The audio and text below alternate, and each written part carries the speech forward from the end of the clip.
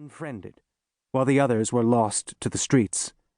It was Mimo only ever who came and kept company with him. A boy mute, imperious, sweetly piss-smelling, stool-top observer of things spectral and material, who, instead of football and coal-thieving from the rail yards, opened the alley-oop door, as it was also called.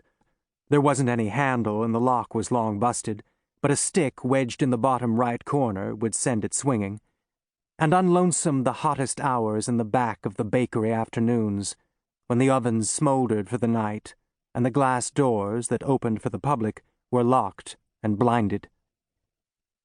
In truth, the baker wished his first or last would come instead, the two that owned their mother's talent for flattery, chin-wagging, exuberant high-pitched singing of patriotic songs, not to say of scrubbing and sweeping.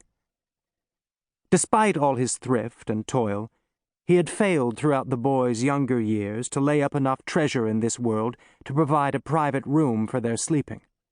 All three shared a Murphy bed in the parlor, or, in truth, at times to furnish the Sunday table with meat or poultry, or to purchase decorator items to enliven the parlor walls, or flounces for the curtain hems, or a sign of any kind to label the bakery storefront, or to pay an assistant's wage, so that all the bakery's many chores he did himself.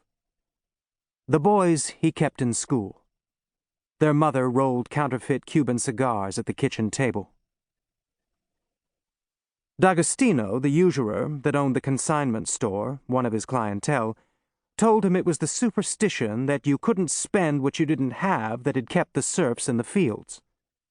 You can't even afford a spinster to punch the till buttons and shell your almonds, which goes to show, he argued. No, but it went to show instead the limit of what the baker should hope to own. He understood that America had become great by extending the right to earn money even to money itself. But this was, to his mind, a practice of the uttermost corruption, since out of whose hands was the first money taking the second money but those of the man who had made it in the sweat of his brow? And therefore no account at any bank bore his name, since where would the interest have come from? Usury. Although he otherwise felt toward his chosen country a tenderness only such as he had seen young girls struggle to conceal for their fathers. His hopes instead were unpurchasable and plain. He knew what they were. Well, he knew what one of them was. He could describe it in words, but wouldn't tell you if you asked, because it wasn't for your ears.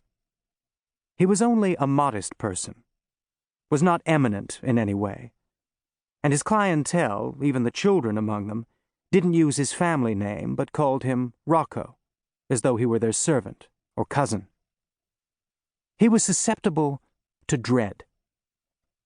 At the least expected time of sweet lonesomeness, in the earliest of morning hours while he bumbled down the bepuddled alleys beneath the tenement balconettes, where in summer months the caged-in children snored beneath the washing, under the yellow dark clouds of coal smoke, dread leapt from the shadows and pounded him in his face.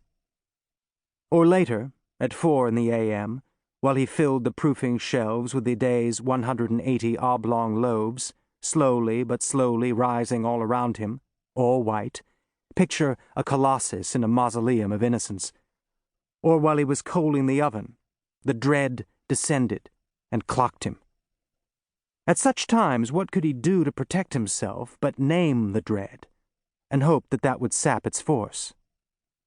So he spoke inwardly the biblical warning that described it so much better than he could on his own, and described as well what his role was in the universal scheme, and the consequences of failing in that role. The first time he heard it was at the Mass for the last one's baptism. Monsignor read it in Latin, and he didn't follow. Then in Italian, and he wasn't paying any attention. Then in English, and it did its terrible work. Behold, I will send you Elijah the prophet before the coming of the great and dreadful day of the Lord. And he shall turn the heart of the fathers to the children, and the heart of the children to their fathers, lest I come and smite the earth with a curse. He was the father of 3 sons. He loved them so as the Lord...